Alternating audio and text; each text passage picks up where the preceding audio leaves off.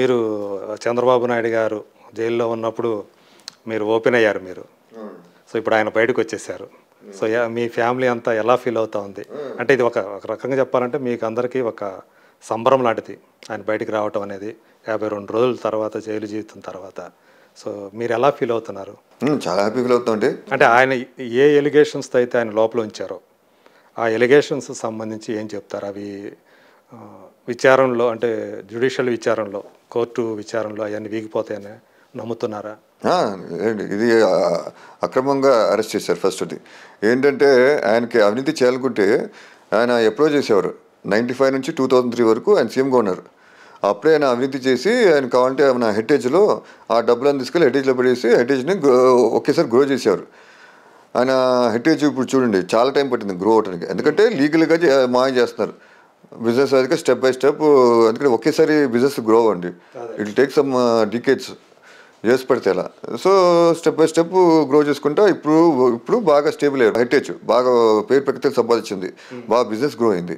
నిజంగా మా కరప్షన్ చేయాలనుకుంటే ఎంతసేపటి ఇంత ఎందుకండి హెరిటేజ్ ఎందుకు కష్టపడటం? అప్పుడే స్కామ్ చేస్తే ఒక 1000-2000 కోట్లు ఆ రోజునే హెరిటేజ్లో వేసేస్తే హెరిటేజ్ అప్పుడే గ్రో అయిపోయేది. కానీ ఆయన స్కామ్ చేయలేదు కాబట్టి హెరిటేజ్ గ్రో అవ్వలేదు. దానికే అదే ప్రూఫ్. ఎందుకంటే ఆయనకి ఇష్టం లేదు. నిజంగా కరప్షన్ చేసి ఆ దొంగతనం చేసి ఆ మనస్తత్వం ఏమైనా ఉంటే ఇమ్మీడియట్గా చేస్తారండి, మనుషులు ఆగరు. అప్పుడే కరప్షన్ చేశారు అప్పుడు 95లోనే. సో ఆయనకు అది లేదు, ఎందుకంటే ఆయనకి ఆ ఉద్దేశం లేదండి. అసలు మనస్తత్వం ఆయన నేను చూశాను కాబట్టి ఆ మనస్తత్వం లేదు. అంటే ఏదో నా మా ఆయన చెప్పట్లేదు, అది జనంగా తెలుసు. 95 నుంచి 2003, 2014 నుంచి 2019 ఆయన ఏ విధంగా చేశారో అన్నీ మీకు అందరికి జనం అందరికి తెలుసు. ఇంకోటి అంటే మనం అరెస్ట్ చేసినప్పుడు ఇప్పుడు నేను నేరం చేస్తానండి, ఎఫ్ఐఆర్లో పేరు రాయాలి. ఆ నేరం ఏంటో ప్రూవ్ చేయాలి. ప్రూవ్ అంటే ఉంటుంది. ఎందుకంటే ఇప్పుడు మనం మాయ సీఎం అయినప్పుడు గవర్నమెంట్ ఆఫీస్లో సంతకాలు కానీ దాంతో పేపర్స్ రికార్డ్స్ అన్నీ ఉంటాయండి.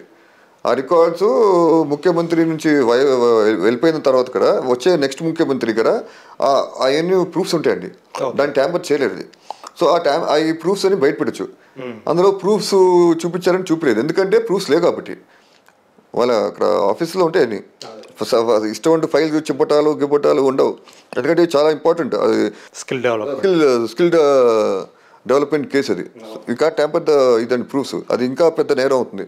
సో వాళ్ళు ఎఫ్ఐఆర్లు పేయలేదు, ప్రూఫ్స్ లేవు.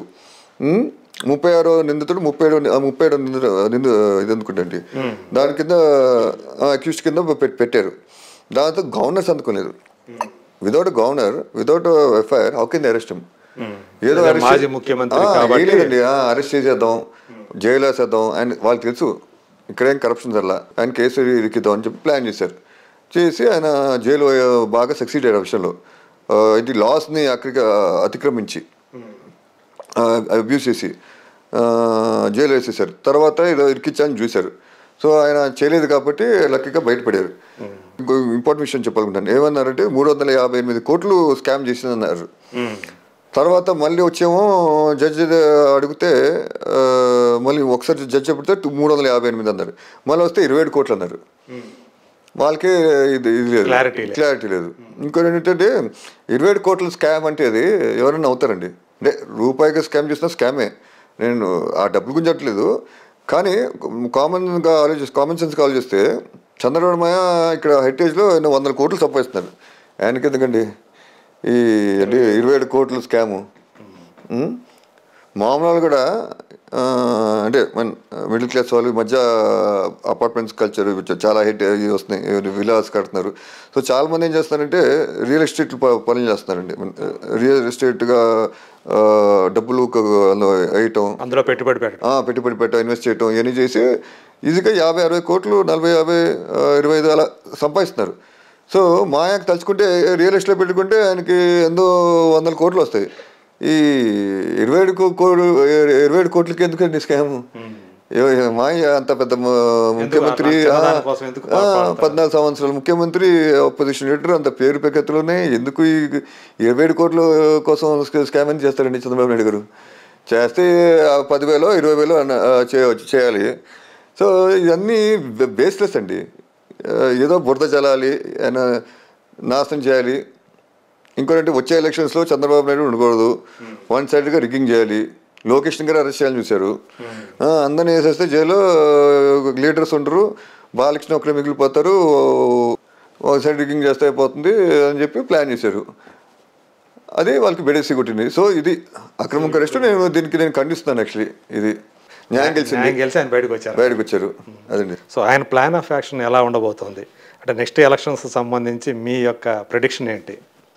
ఆయన ప్లాన్ ఏంటంటే జనం కోసం పోరాడుతున్నారు. Very good Maya. And next plan ఏంటంటే ఏముందంటే జనం ఆంధ్ర రాష్ట్రం అభివృద్ధి చెందాలంటే చంద్రబాబు నాయుడు గెలిపించాలి. సో అది జనం చేతిలో ఉంది. ఓకే, ప్లాన్ ఏముందండి జనం పోరాటం అంటే జనం చేతిలో ఉందన్నారు. అంటే జనం గెలిపిస్తారని నమ్మకం ఉందా? ఎస్ ఉందండి, తప్పకుండా గెలిపించాలి. మళ్ళీ ఆయన చేతిలో ఉంది.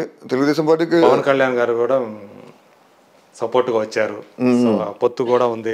నెక్స్ట్ ఎలక్షన్స్లో ఉండబోతుంది అనుకుంటాను. అవును, పోతుందండి. పవన్ కళ్యాణ్ గారు మంచివాళ్ళు, అదే మంచి కోసం ఎవరైనా సపోర్ట్ పవన్ కళ్యాణ్ గారితో కలవటం అనేది టీడీపీకి ఏ మేరకు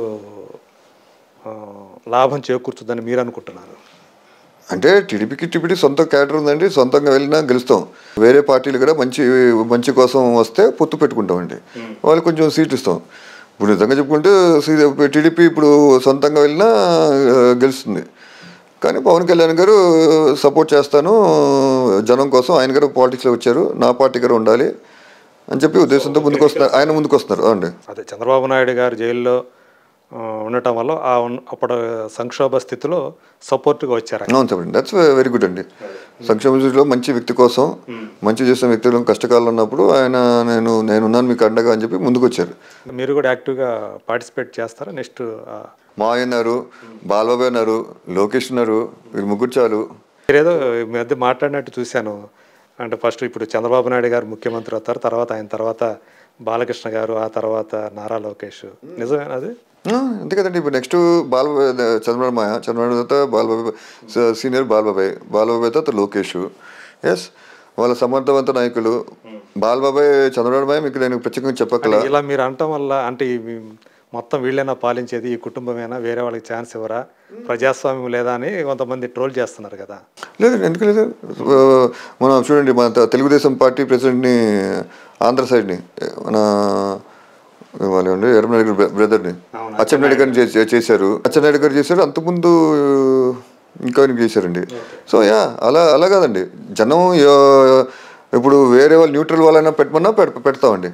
అదనేది జనం ఎవరిని కోరుకుంటే, ఇప్పుడు ఫ్యామిలీ కాకుండా ఇంకా ఇంకో వ్యక్తి అతను జనం బలం ఉంటే తప్పకుండా తెలుగుదేశం పార్టీ లోకేష్ బాలబాబు కాకపోయినా న్యూట్రల్ వ్యక్తి కూడా ఆలోచిస్తారు. చంద్రబాబు బాలబాబు లోకేష్. అంటే బాలయ్య బాబు గారు కూడా ఆలోచన ఉందా, ఆసక్తి ఉందా, సీఎం కావాలన్న ఆసక్తి ఏమైనా ఉందా? అంటే పార్టీ కోసం, ప్రజల కోసం ఆయనకి చేయాలి ఉందండి. అంటే కష్టాలు ఉంటే తప్పకుండా నేను చేస్తాను, నేను పార్టీకి అవసరం ఉంటే తప్పకుండా చేస్తానని అది ఆయనకు ఉంది. ఆయనకి ప్లస్ ఆయనకి అవగాహన చాలా ఉంది ప్రజల సమస్య మీద.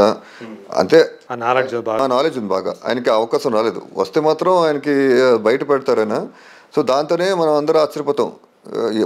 బాగానే ఉంది, మనం ఏదో అనుకుంటున్నాం కానీ లోక పరిజ్ఞానం చాలా ఉంది, రాజకీయ పరిజ్ఞానం చాలా ఉంది అని అనుకుంటారు. మీరు అందరూ అనుకుంటారు. యాక్చువల్గా అన్స్టాపబుల్ షోస్ తోటే చాలా మంది తెలుస్తుంది ఆయనకున్న నాలెడ్జీ. అవును, ఇప్పుడు అంటే ఆయన ఎప్పుడు దాకా అది బయట పెట్టే అవకాశం ఆయనకు రాలేదు. ఈ అన్స్టాపబుల్ తోటి బయట పెడుతున్నారు ఆయన.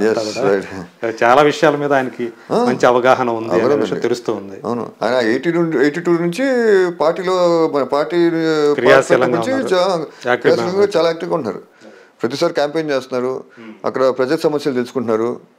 అండ్ అక్కడ నాయకులు ఎవరు, ఏంటి, ఏం చేస్తున్నారు, బాగా పని చేస్తున్నారా లేదా ఇవన్నీ బాగా తెలుసుకుంటున్నారండి. Is taking the feedback. Actually ఒక లోకల్ లీడర్స్ మాట్లాడి వీళ్ళు ఎలా పనిచేస్తున్నారు, ఇక్కడ ఎలా ఉంది పార్టీ బలం, ఎలా ఉంది, ప్రజల సమస్యలు ఎలా ఉన్నాయి, ఏంటి అని అడిగి తెలుసుకుంటున్నారు. యాక్చువల్లీ బాగా తెలుసుకుంటారు. నేను అది పరిజ్ఞానం ఉంది. బాలబాబు లోకేష్ గారు బాగా ఇప్పుడు పాదయాత్ర చేసి మంచి పేరు సంపాదించుకున్నాడు. యువకులం అన్ని రోజులు పాదయాత్ర అంటే మళ్ళీ ఇప్పుడు స్టార్ట్ చేస్తాడు. సో అండ్ స్పీచ్లు, మాస్ టైప్ స్పీచ్లు అది అద్దరు కొడుతున్నాడు. మంచిగా రఫ్గా గడ్డం పెంచుకుని రియల్ మాస్ హీరో అయినా అద్దరు కొడుతున్నాడు బాగా. సో అతనికి పరిపాలన బాగా అవగాహన ఉంది.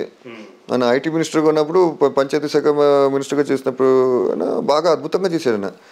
ఆయన వెళ్ళి దేశ విదేశాలు వెళ్ళి ఐటీ కంపెనీస్ని ఇక్కడ రప్పించడం. దాని తర్వాత అదే కాకుండా ఇంకా మన సిమెంట్ రోడ్లు ఎన్నో వేల కిలోమీటర్లు సిమెంట్ రోడ్ ఇప్పించారండి రాష్ట్రంలో లోకేష్. సో ఏ మంత్రి చేయని పని ఆయన చేశారు. సో అది దాని తర్వాత ఎల్ఈడి లైట్స్ ఇలా అన్ని విధాలుగా డెవలప్మెంట్. సో ఆయన కూడా అర్హుడు అంటారా గ్యారంటీ ఆ పదవికి? ఆయన ఇప్పుడే కదండి, నగదు బదిలీ పథకం ఆయన అదులోనే స్టార్ట్ అయింది. యాక్చువల్లీ అతని ఆలోచనతో మళ్ళీ మా ఐడియా తెలియదు కానీ విదేశాలన్నీ తిరిగి ఈ పథకం మంచిదా కాదని చెప్పి విశ్లేషించుకుని వచ్చి వాళ్ళ నాన్నకి ఇది డైరెక్ట్గా వాళ్ళంటే మధ్యలో మధ్యవర్తులు డబ్బులు తినేస్తారు దళారులు. సో వాళ్ళకి డైరెక్ట్ కాలర్స్ అంటే ప్రజలు నష్టపోరు, గవర్నమెంట్ నష్టపోదు, డైరెక్ట్గా వాళ్ళకే లాభం చేకూరుతుందని చెప్పి ఆ నగదు బదిలీ పథకం మాయకి చెప్పడం జరిగింది. దాంతో ఆ పథకం తీసుకొచ్చారు. సో అది అలా ఆయనకి డెడికేషన్ ఉందండి. తండ్రి తరహాలో ఆయన కూడా ఒక విజన్ ఉంది, విజన్ ఉంది. లేకపోతే ఎందుకంటే హ్యాపీగా కూర్చోవచ్చు, హెడ్ చూసుకోవచ్చు, చక్కగా మన మదర్ ఉంది, సపోర్ట్ చేస్తారు. ఎందుకు పాలిటిక్స్? అంతకుముందు ఎప్పుడు భువనేశ్వర్ గారు కూడా ఇట్లా రాలా, ఆమె కూడా ఈ మధ్యకాలంలో బయటకు వచ్చి అంటే భర్త కష్టాలు ఉన్నప్పుడు ఒక భార్య బయటకు రావాలండి. సో తన కర్తవ్యం నిర్వహించడానికి నా భర్తకి అన్యాయం జరిగింది, నేను బయటకు రావాలని చెప్పి ఉద్దేశంతో ఇంకా తప్పని పరిస్థితిలో రావాల్సి వచ్చింది. సో ఆయన నిజానికి చంద్రబాబు నాయుడు గారు జైల్లో ఉన్న ఈ 52 రోజుల్లో మీ కుటుంబం అంతా ఎలా అంటే దాన్ని ఎలా తీసుకుంది అసలు? అంటే మీరు ఇబ్బందులు పడ్డారా? మీకు అందరూ అంటే మీ అందరూ కూడా మీ కుటుంబం అంతా కలవటానికి అదేమైనా దోహదం చేసిందా? అంటే ఒకరికొకరు మోరల్ సపోర్ట్ చేసుకోవడానికి, నిలబడటానికి? అవునండి. అంటే కుటుంబం మామూలుగా మన సంతోషంగా ఉన్నప్పుడు మేము జనరల్గా కలుస్తూ ఉంటాండి. ఈ ఫెస్టివల్స్ అప్పుడు ముఖ్యంగా దీపావళి ఎప్పుడు కలుస్తూ ఉంటాం, చక్కగా ఫోన్లో మాట్లాడుతాం. మనం సుఖంలో ఉన్నప్పుడు కాదు, కష్టంలో ఉన్నప్పుడు కలిసిమెలిసి ఉండాలన్నప్పుడు దిస్ ఫస్ట్ బాగా పెద్ద క్రైసిస్ అండి మనకి. అప్పుడు నా లక్ష్మీ పార్టీ అప్పుడు వచ్చింది. తర్వాత పెద్ద క్రైసిస్ అంటే ఇదే అండి, తీసుకెళ్ళి మా ఆయన జైల్లో పడేయడం అనేది అందరు షాక్ అయ్యారు. అసలు అందరూ అప్సెట్ అయిపోయారు, డిసప్పాయింట్ అయిపోయారు. అంతే కదండి. అసలు మనకి అంటే ఎప్పుడు అలవాట్లేదండి మాకు ఈ అరెస్టులు, ఈ క్రిమినల్ పాలిటిక్స్, హత్యలు చేపించడం, మర్డర్లు చేపించడం, బాంబులు, ఇవన్నీ జైలు, కోర్టులు, మా ఫ్యామిలీకి అది అలవాట్లేదండి. మీరు చూస్తుంటే నారా నందమూరి ఫ్యామిలీ కూడా అసలు ఎప్పుడు ఇలాంటి పనులు చేయము, ఆ వాతావరణం అలవాట్లేదు. అది క్రిమినల్ ఫ్యామిలీకి అలవాటు, జైలుకి వెళ్ళటం, రావటం, వేలు మీద రావటం, ఇవన్నీ అలవాటు. మాకు అలవాట్లేదు. సో ఇవన్నీ చూసి ఏంటి జైల్లో ఉంటాం ఏంటి, అసలు ఏం నేరం చేస్తే ఓకే అండి, ఎస్ కరప్షన్ చేస్తే తీసుకెళ్ళి టీఆర్లో జైలు పడండి, ఇక్కడ కాదు టీఆర్లో జైలు పడినా ఎవరేం అనుకోరు. కానీ ఏ నేరం చేయని చంద్రబాబు నాయుడు మాయ అలా ఈ విధంగా అక్రమంగా అరెస్ట్ చేసి ఇలా అన్యాయంగా జైలు పడేయటం అనేది ఎవరు జీర్ణించుకోలేపారు. సో బట్ ఏం చేస్తామంటే మేము ధైర్యంగా ఉన్నాం. రాజమండ్రికి వెళ్ళాము, నేనే వెళ్ళాను రాజమండ్రికి మా వైఫ్ తీసుకుని. విజయవాడకి వెళ్ళాను ఫస్ట్ టైం అరెస్ట్ అయినప్పుడు. అరెస్ట్ అయిన రోజునే 9th, ఆ రోజున ఈవినింగే కార్ వేసుకుని విజయవాడకి వెళ్ళిపోయాను నేను. ఆ రోజున లేట్ 10:30 అయిపోయింది వెళ్ళేసరికి. నెక్స్ట్ డే మార్నింగ్ అక్కడే ఉన్నాను. బెయిల్ వస్తుంది అనుకునే రాలేదు. మళ్ళీ ఒక 10 రోజుల తర్వాత మళ్ళీ నేను రాజమండ్రికి వెళ్ళాను. తర్వాత అక్కడ 4 రోజులు ఉన్నాను. మళ్ళీ తర్వాత బెయిల్ వచ్చింది, అప్పుడు వచ్చాము. సో ఆ కష్టకాలంలో ఫ్యామిలీ అందరూ వచ్చి సపోర్ట్గా ఉన్నారండి. మేమంతా ఉన్నాం. నేను కూడా చెప్పాను మా అత్తకి, భువనేశ్వరికి, మేమంతా ఉన్నామంతా అండగా ఉన్నాం, ఏమైనా అవసరం ఉంటే నాకు చెప్పండి, నేను ముందుకు వస్తాను అత్తాను కానీ చెప్పడం జరిగింది. బ్రహ్మణికి చెప్పడం జరిగింది. అప్పుడు ఏమైనా ఉంటే చెప్పు Brahmani, we are all there for you, whole family is there, I'm also there, my father అందరూ ఉన్నారు అని చెప్పడం జరిగింది. ధైర్యంగా ఉన్నారు వాళ్ళంతా? ధైర్యంగా ఉన్నారండి. అత్త బాబు మా ఫ్యామిలీ మెంబర్స్కి కొంచెం ఉంటుంది కదండి ఎమోషనల్ అప్సెట్, అంతే కదా, జీవిత సహచరుడు కదా, బాధ ఉంటుంది కదండి, కోపం, బాధ, అది బాగా కనిపించింది. సో నా వరకు అయితే నేను సాధ్యమైనంతవరకు నా సపోర్ట్ ఇచ్చాను. అండ్ ఫ్యామిలీ మెంబర్స్ అందరూ సపోర్ట్ చేశారండి. న్యాయం గెలిచింది, బయటకు వచ్చారు, హ్యాపీగా ఉన్నాం. ఇప్పుడు క్రైసిస్ అంతా అయిపోయిందని అనుకుంటున్నారా? అంటే ఇది ఈ బెయిల్ అనేది తాత్కాలికమే అని చెప్పేసి అంటున్నారు కదా అవతల పార్టీ వాళ్ళు. సో మీరేమనుకుంటారు? మీకున్న నమ్మకం ఏంటి? ఆయన మళ్ళీ జైలుకి వెళ్ళరు అంటే మళ్ళీ ఆ బెయిల్ పీరియడ్ అయిపోయిన తర్వాత మళ్ళీ ఆయన జైలుకి వెళ్ళే అవకాశం ఉంది, ఇట్లాంటిది ఏదన్నా ఉండదు అని చెప్పేసి మీరు అనుకుంటారు? అంటే న్యాయం అండి, అది జడ్జ్ చేతిలో ఉంది. న్యాయంగా ఉంటే మాయాన్ని అరెస్ట్ చేయాల్సిన అవసరం లేదు. ఎందుకంటే ఇందులో కేసులో ఏం లేదు అసలు. నిజంగా అవినీతి అంటే ఇప్పుడు బెయిల్ వచ్చేది కదండి, జైల్లోనే ఉండేవారు. మన కోర్టు గారు ఇచ్చిన తీర్పు ఏమీ లేదు ఇందులో. ఎస్ కరెక్టే, మీరు చూసుకుంటే ఇంతవరకు ఆధారాలు ఏమీ సమర్పించలేకపోయారు. ఏంటి ఆధారాలు అంటే ఏం చేయలేదు కదా. ఆధారాలు ఉంటాయండి, జనగా తప్పు చేస్తే ఆధారాలు ఉంటాయి. ఆధార్ చూపుడు అంటే ఆధార్ లేవు కాబట్టి అంటే చేయలేదు కాబట్టి. ఆయన చేయలేనప్పుడు ఎలా పెడతారని జైల్లో? ఇప్పుడు మీరున్నారు, నేనున్నాను, నేను తప్పు చేస్తాను కానీ పెట్టారు కదా, అదే కదా. అది అన్యాయంగా, అదే అక్రమంగా అరెస్ట్ చేశారండి. ఏదో అరెస్ట్ చేసి, ఎందుకంటే ఒక ప్రాసెస్ ఉండండి. ఫస్ట్ ఇప్పుడు మధ్య కరప్షన్ కేసెస్ ఇప్పుడు జగన్మోహన్ రెడ్డి గారు చూసుకోండి, కరప్షన్ చేసాం అనుకోండి, ముందే ఈడీ వస్తుంది, సిబిఐ వస్తుంది, సెంట్రల్ నుంచి ఎంక్వైరీ చేస్తారు. ఎంక్వైరీ చేసి ఎస్ ఈ అకౌంట్లోంచి ఈ అకౌంట్లో ఎంత డబ్బులు అయింది, ఈ అకౌంట్ నుంచి ఈ వ్యక్తికి అకౌంట్కి వెళ్ళింది, ప్లస్ ఐఏఎస్ ఆఫీసర్స్ సంతకాలు ఉండాలి ఫైల్ మీద. ఈ ఐఎస్ ముందు ఐఎస్ ఆఫీసర్స్ పిలవాలి, వాళ్ళని విచారించాలి, వాళ్ళని అరెస్ట్ చేయాలి, దానితో అది ప్రూవ్ చేయాలి. ఆ జరిగేది వాళ్ళ ద్వారా. బ్యాంక్ స్టేట్మెంట్స్ ఉంటాయి, బ్యాంక్ స్టేట్మెంట్స్ బయట పెట్టాలి. ఇవన్నీ చాలా ఉంటాయి. ఆయన ఏం చేయకుండా ఇంక తీసుకెళ్ళి వచ్చి నేను అరెస్ట్ చేశారు, స్కిల్ డెవలప్మెంట్ అన్నారు, తీసుకెళ్ళి జైలు వేశారు. స్కిల్ డెవలప్మెంట్ అనేది యూత్ కోసం అండి. ఇక్కడ యూత్కి జాబ్స్ రావాలి. మీరు ఇప్పుడు చూడండి, ఆంధ్ర తెలంగాణ ఇక్కడ అన్ని తెలంగాణ ఎన్ని లక్షల జాబ్స్ అండి. చూడండి ఎంత బ్రహ్మాండంగా డెవలప్ అయిందో. ఆంధ్ర గారు మీరు అక్కడ రోడ్స్, దాంతో అక్కడ దీపం పథకం, ద్వారకా రైతు బజార్లు గారు స్టార్ట్ చేశారు అక్కడ చంద్రబాబు నాయుడు. ఆంధ్రాలో హైవేస్ చూడండి మీరు ఎంత చక్కగా డెవలప్ చేశారు. సో అలా ఆయన స్కిల్ డెవలప్మెంట్ ఉద్యోగాలు బాగా వస్తాయని చెప్పి ఆ ఉద్దేశంతో స్టార్ట్ చేశారండి. అది గుజరాత్లో మోడీ అక్కడ స్టార్ట్ చేస్తే ఆయన అక్కడ చూసుకుని తెలుసుకుని ఆ మోడల్ని ఇక్కడ తీసుకొచ్చారు. ఆ మోడల్ మొన్న అక్కడ పంపించి స్టడీ చేసిన తర్వాత ఇక్కడ మాయ చెప్తే ఎస్ బాగుంటుందని చెప్పి ఇక్కడ స్టార్ట్ చేశారండి. అప్పుడు కూడా స్కిల్ డెవలప్మెంట్ లీగల్గా ఫండ్స్ రిలీజ్ చేయటం, అప్పుడు వైఎస్ఆర్ కాంగ్రెస్ వాళ్ళు కూడా ఓకే అని చెప్పి మొత్తం అసెంబ్లీలో కూడా అనౌన్స్ చేశారు. ఎవరేం అప్పుడు అభ్యంతరం చెప్పలేదు. ఇప్పుడు ఏదో రాజకీయం ఏదో బురద చల్లాలి, నాశనం చేయాలనే ఉద్దేశంతో ఆయన ఇలా అరెస్ట్ చేయటం చేశారు తప్ప ఫర్దర్గా అయితే ఆయన మళ్ళీ జైలుకి వెళ్ళే అవకాశం అయితే ఉండదు. న్యాయం ప్రకారం అయితే ఆయన జైలు వెళ్ళకూడదు అంతే. ఎస్ నిజంగా న్యాయం బతుకుంటే ఆయన అరెస్ట్ చేయకూడదు.